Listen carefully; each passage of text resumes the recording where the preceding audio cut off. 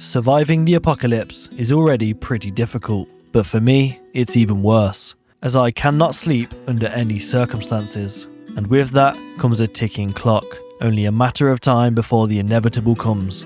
But the real question is, how long can I fight back?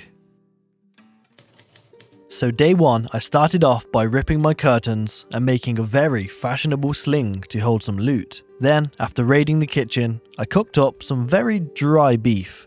I'm not the greatest chef, but I'm gonna need all the energy I can get, so I'll at least attempt to eat well. I'll even lay off the dog food.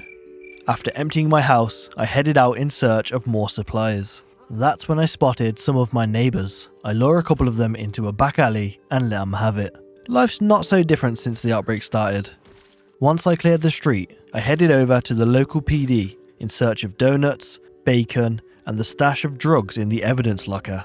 Oh, and some weapons would be nice too, I guess. But the evidence room was locked, as you'd expect. So I searched for a key, but unfortunately couldn't find one. The place was pretty empty. As I stood on the roof, I stared over at the coffee shop, longing for an energy boost. That's where I'd head next. But in the time I'd spent up here, a squad had rolled in, so I had to wipe those out first. One of which scratched my right hand. And everyone knows it doesn't feel as good with the left hand, so I was left feeling quite upset.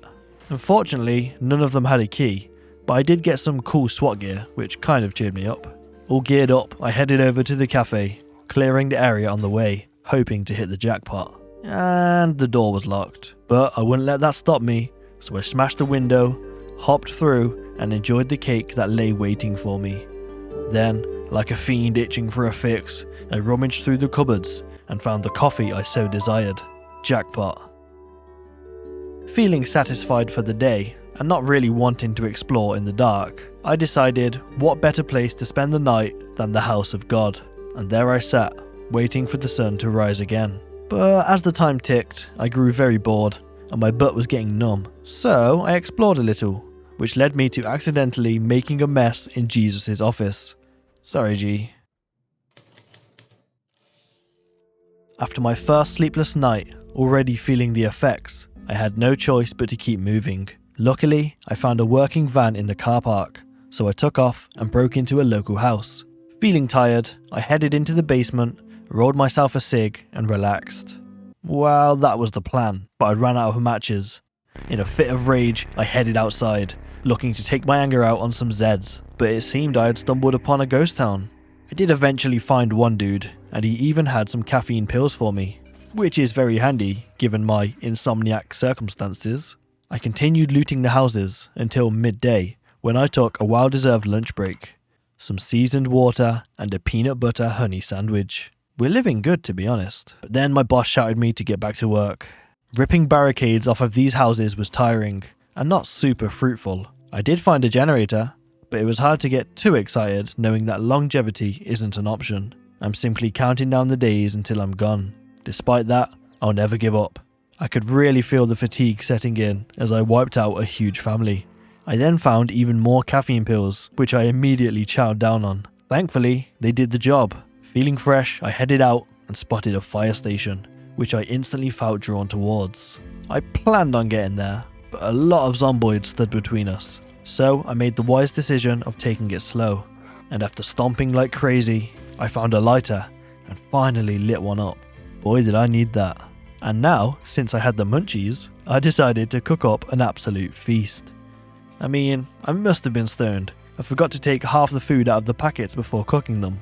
Luckily I realised that could have ended in one big fire. But hey, at least the firemen are nearby.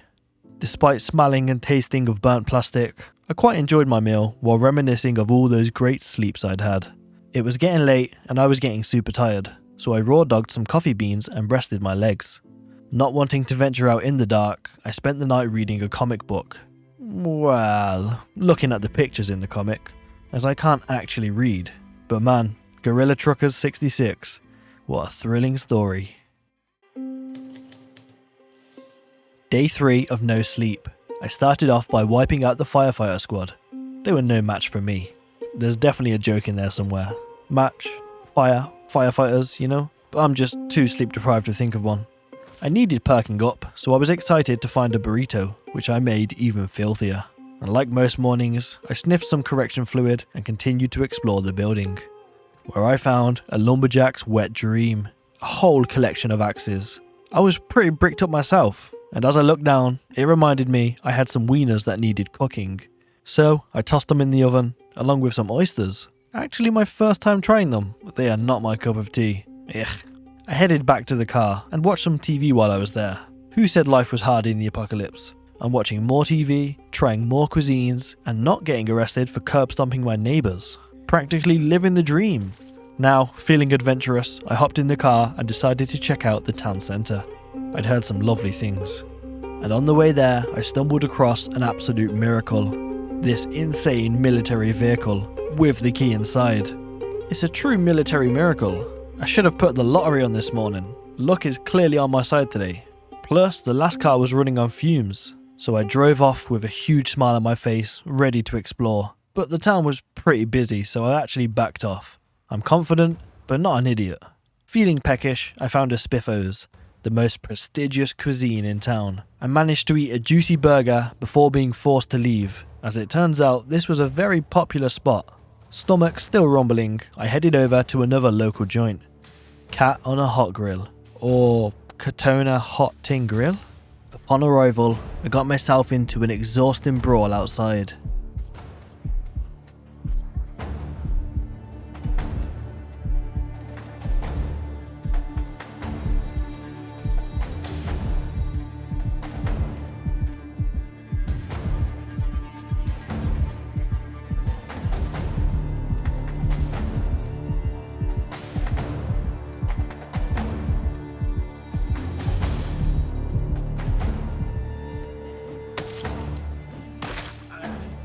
It was a tough battle that left me ridiculously tired, so I chowed down some more lovely coffee, and just like that, I feel great, besides the dry mouth. However, I'm halfway through my coffee stash, so I'll need to get my hands on more.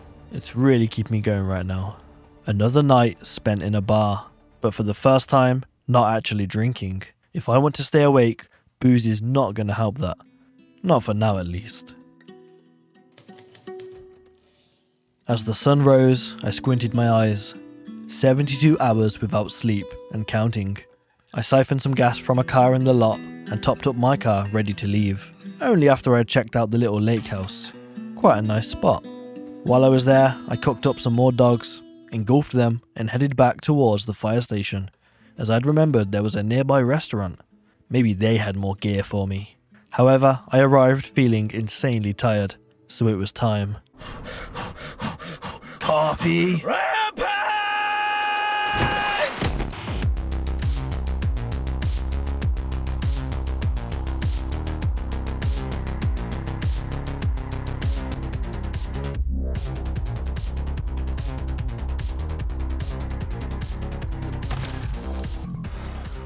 This place better have coffee. Well, no coffee.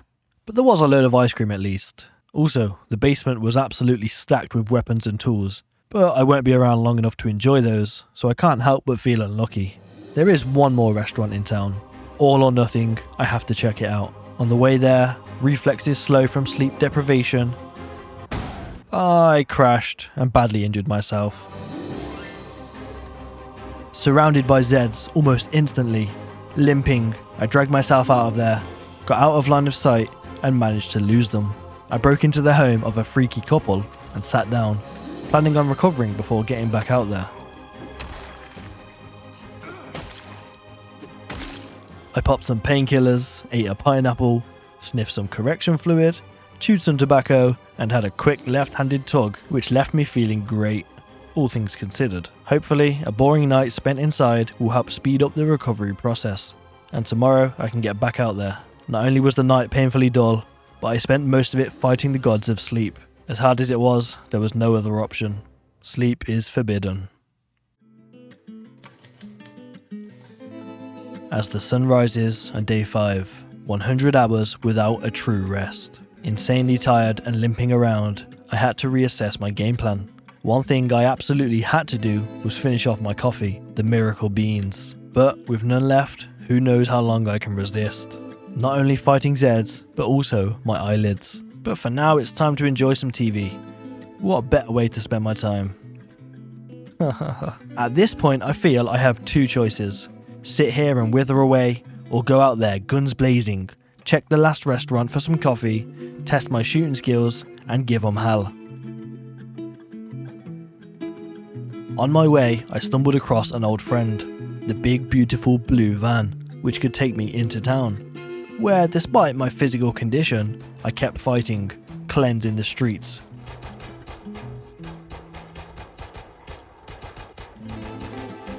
Aiming wasn't a strong suit, but I had determination and heart, and a crippling addiction to crack.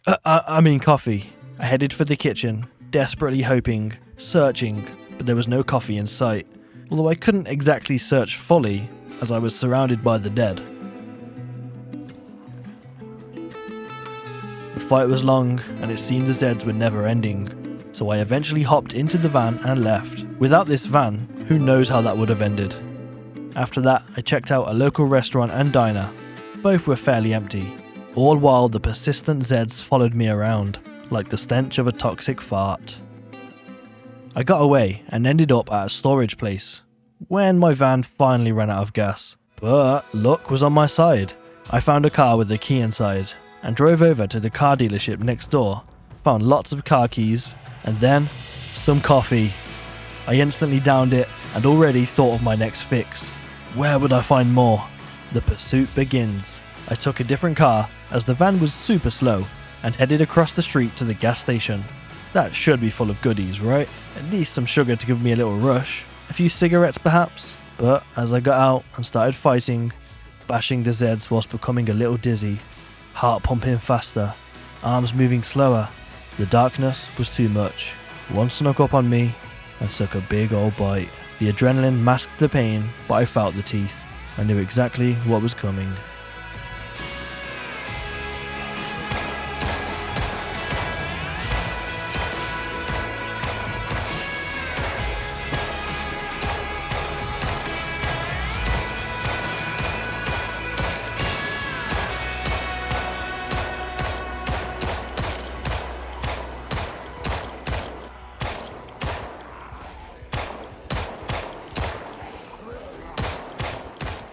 After taking out some more, I fled back to a safe spot to enjoy my final few hours. Might as well have some fun, so I downed a load of alcohol, smoked whatever I had left. Then I finally got some sleep.